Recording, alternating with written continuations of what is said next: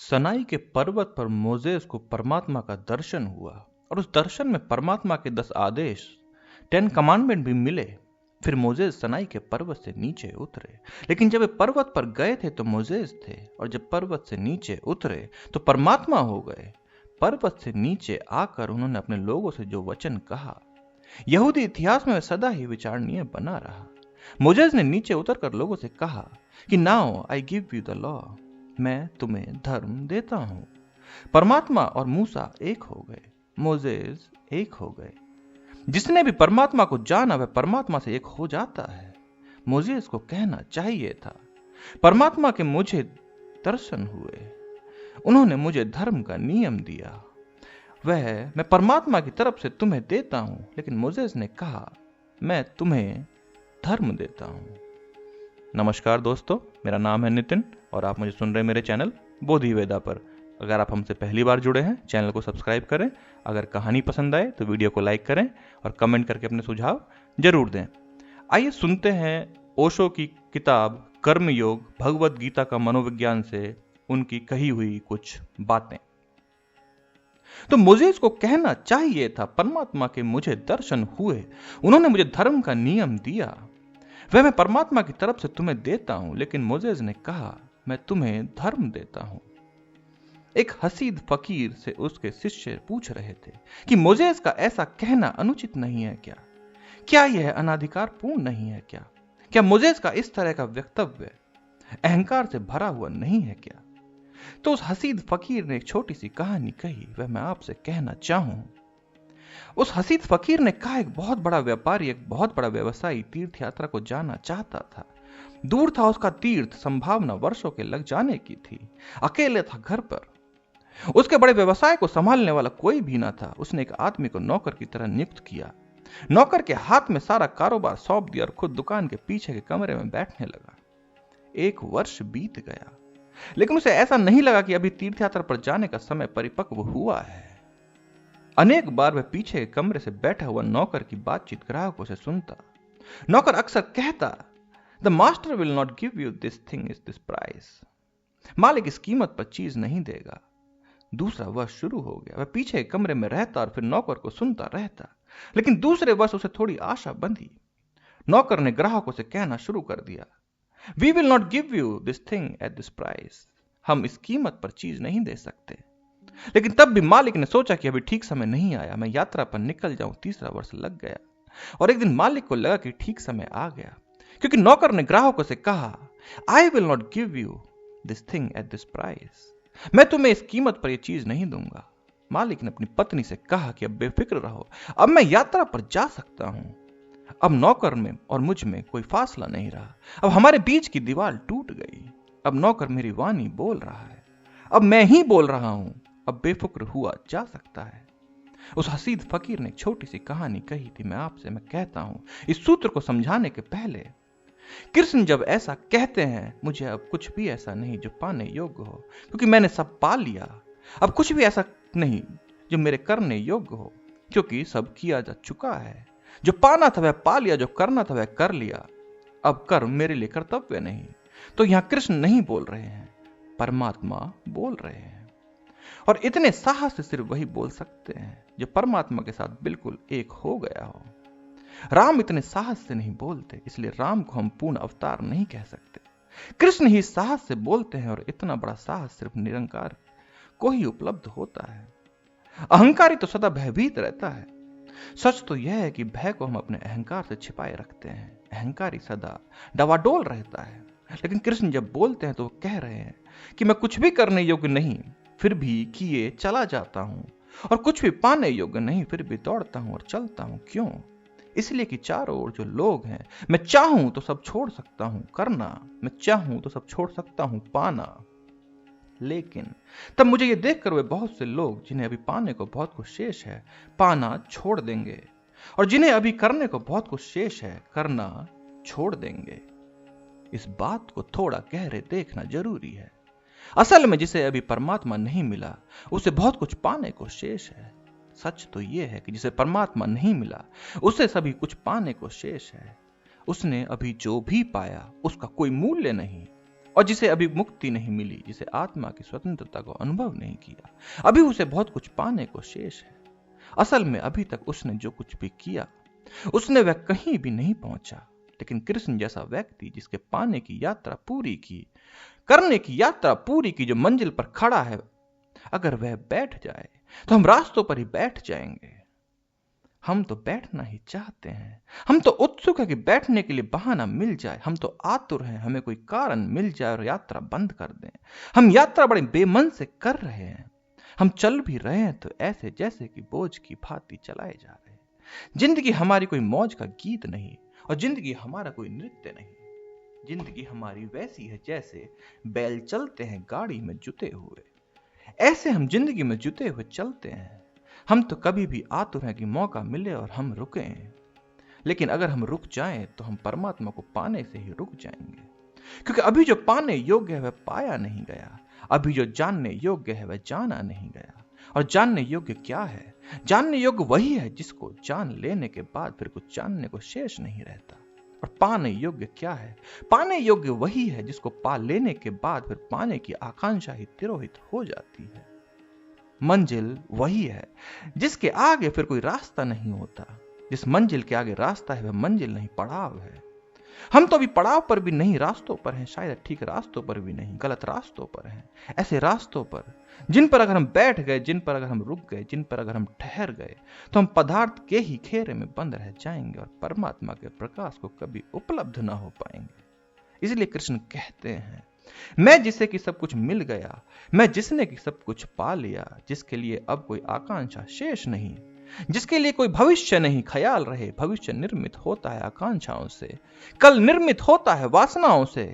कल हम निर्माण करते हैं इसलिए कि आज बहुत कुछ है, पाने को शेष रह गया।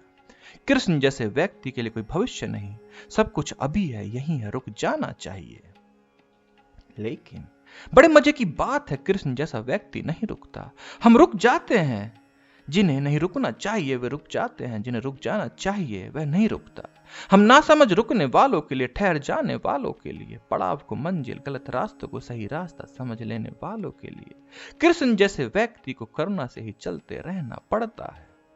इसलिए कृष्ण कह रहे हैं अर्जुन से कि तू रुकेगा, तू ठहरेगा, तू खतरनाक है। खतरनाक दो कारणों से है, खुद अर्जुन के लिए भी खतरनाक है। अर्जुन भी अभी वहां नहीं पहुंच पाया जो मंजिल है।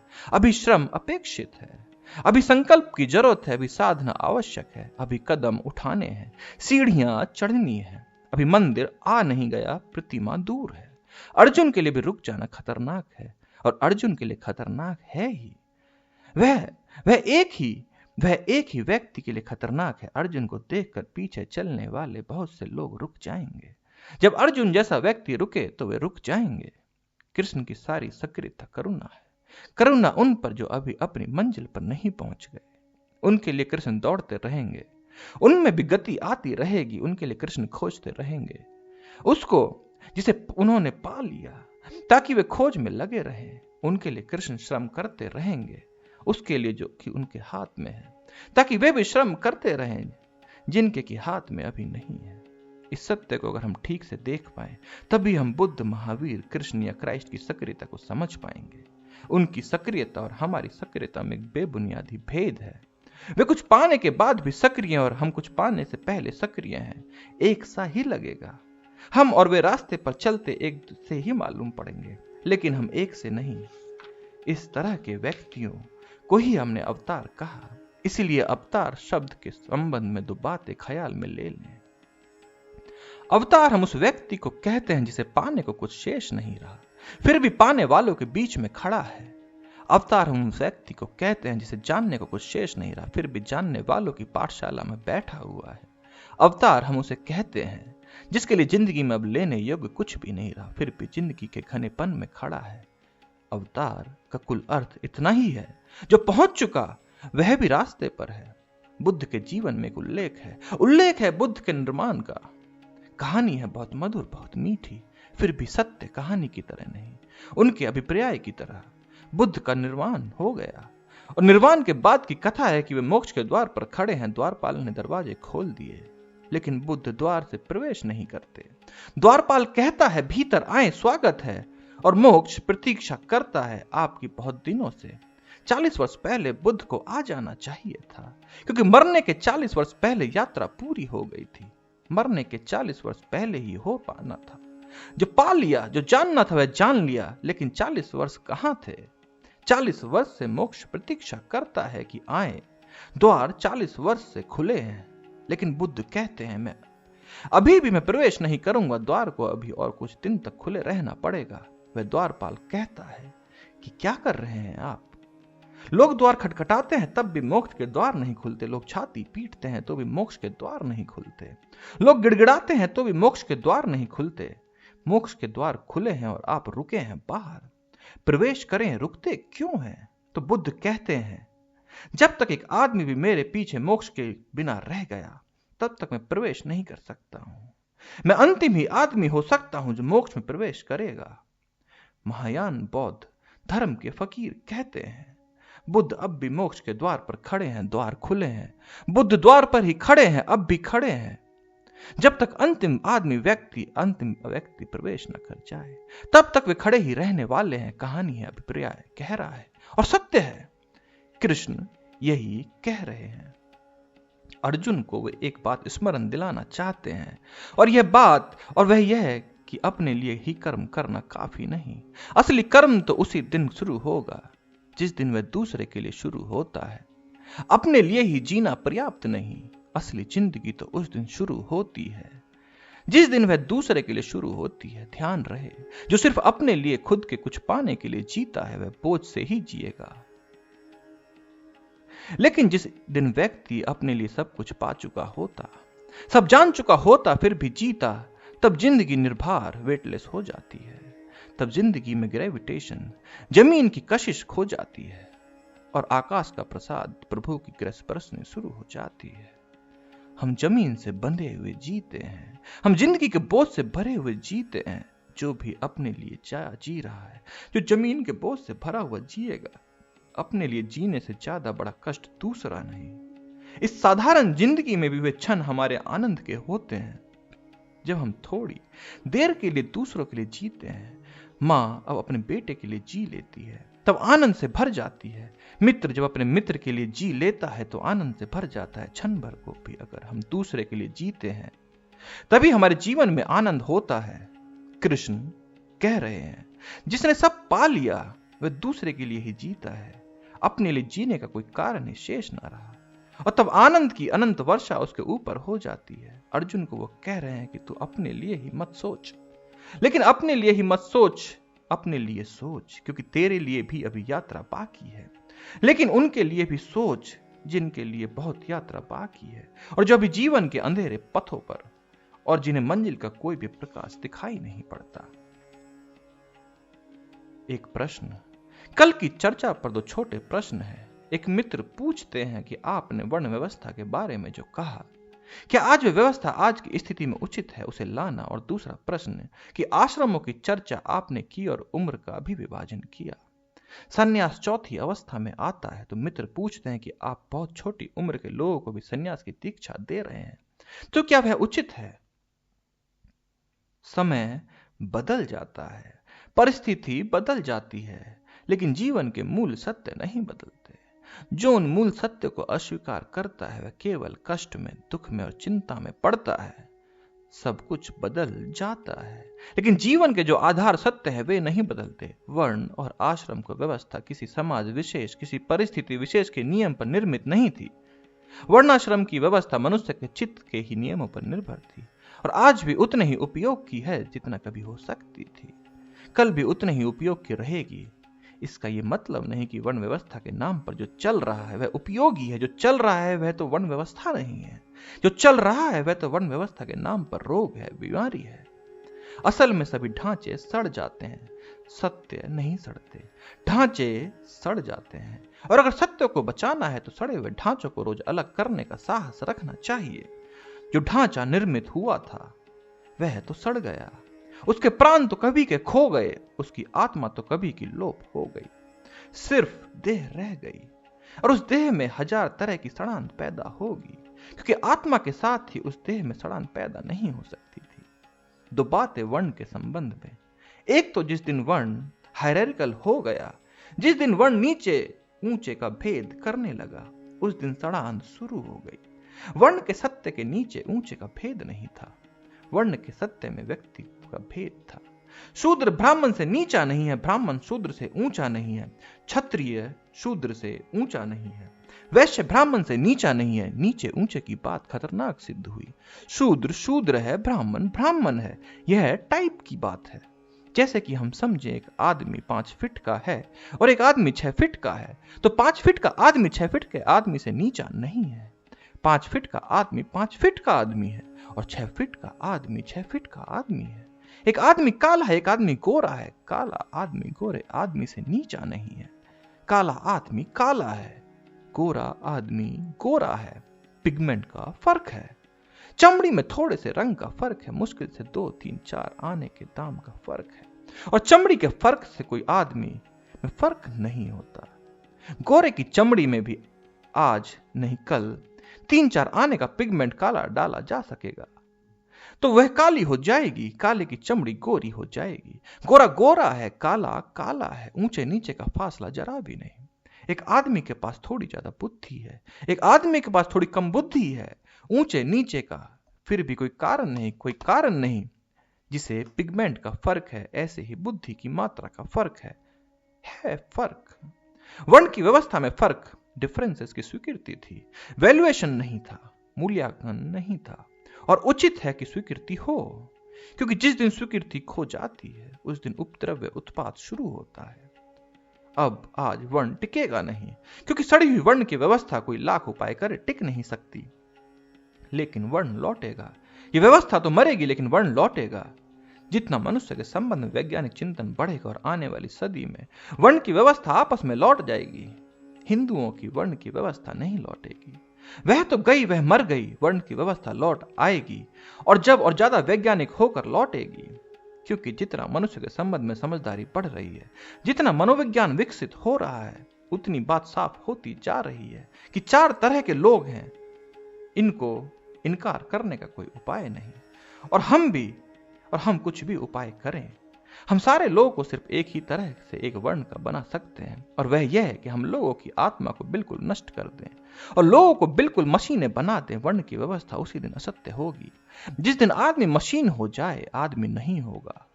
इसके पहले असत्य नहीं हो सकती। मशीनें एक सी हो सकती हैं, फोर्ड की कारें हैं तो लाखें कारें एक सी हो सकती हैं। रत्ती भर फर्क खोजा नहीं जा सकता, एक ढांचे में ढलती हैं, एक सी हो सकती हैं। कारें इसलिए एक सी हो सकती हैं क्योंकि उनके पास कोई आत्मा नहीं। हाँ, आत्मा होगी तो एक व्यक्ति एक से कभी नहीं हो सकता। आत्मा का अर्थ ही भेद है, व्यक्तित्व का अर्थ ही अंतर है, डिफरेंस है। आपके पास व्यक्तित्व है, इसका मतलब ही यही है कि आप दूसरे व्यक्तियों से कहीं ना कहीं भिन्न हैं। अगर आप बिल्कुल भिन्न नहीं तो व्यक्तित्व नहीं, आत्मा नहीं। मनुष्य के पास जब तक आत्मा है तब तक वर्ण का सत्य झुठलाया नहीं जा सकता। हम इनकार कर सकते हैं। एक आदमी कह सकता है कि हम ग्रेविटेशन को नहीं मानते, जमीन की कोशिश को नहीं मानते। मत मानिए, इससे सिर्फ आपकी टांग टूटेगी। इससे ग्रेविटेशन का सत्य गलत नहीं होगा। एक आदमी कह सकता है कि हम ऑक्सीजन के सत्य को नहीं मानते, हम श्वास लेंगे नहीं, तो ठीक है, मत लीजिए। इससे सिर्फ आप मरेंगे, ऑक्सीजन नहीं मरती। जीवन के नियम को इनकार किया जा सकता है, लेकिन इससे जीवन का नियम नष्ट नहीं होता, नष्ट सिर्फ हम होते हैं। हाँ, जीवन के नियम पर हम झूठी व्यवस्थाएं भी खड़ी कर सकते हैं, और तब झूठी व्यवस्थाओं के कारण जीवन का नियम भी बदनाम हो जाता है। हमने जो हायरार्किकल व्यवस्था निर्मित की, ऊंचे नीचे की, उनसे बदनामी पैदा हुई, उससे वर्ण की व्यवस्था दूषित हुई, उससे वर्ण की व्यवस्था गंदी हुई। आज वह कंडेम्ड है, इसलिए वर्ण का सत्य कभी भी कंडेम नहीं था। और मैं आपसे कहना चाहूंगा कि यह पहली सदी है जब पश्चिम के मनोविज्ञान ने पुनः इस बात को साफ करना शुरू किया कि 2 व्यक्तियों के बीच पूरी समानता, पूरी एकता, पूरा एक सा फन कभी भी सिद्ध नहीं किया जा सकता। और दुर्भाग्य का होगा वह दिन जिस दिन विज्ञान सब आदमियों को बराबर कर देगा, क्योंकि उस दिन आदमी की आत्मा नष्ट हो जाएगी। इसलिए वर्ण के सत्य में कभी भी अंतर नहीं पड़ता, पड़ेगा भी नहीं, पढ़ना भी नहीं चाहिए, पढ़ने भी नहीं देना। लड़ना भी पड़ेगा आज नहीं कल आदमी को कि हम अलग हैं, भिन्न हैं, और हमारी भिन्नता कायम रहनी चाहिए। हालांकि राजनीति भिन्नता को तोड़ डालने की पूरी चेष्टा में लगी है। सब भिन्नताएं टूट जाएं और आदमी मशीन जैसा व्यवहार करे तो राजनीतिज्ञों के लिए बड़ी सरल और सुलभ हो जाती है बात। जब डिक्टेटोरियल हुआ जा सकता है, जब तानाशाही लाई जा सकती है, तब टोटलिटेरियन हुआ जा सकता है, तब व्यक्तियों की कोई चिंता करने की जरूरत नहीं, व्यक्ति है ही नहीं। लेकिन जब तक व्यक्ति भिन्न है तभी तक लोकतंत्र है जगत में, जब तक व्यक्तियों में आत्मा है तभी तक रस भी है जगत में, वैविध्य भी है जगत में, सौंदर्य भी है जगत में, रंग बिरंगापन भी है जगत में। धन्यवाद।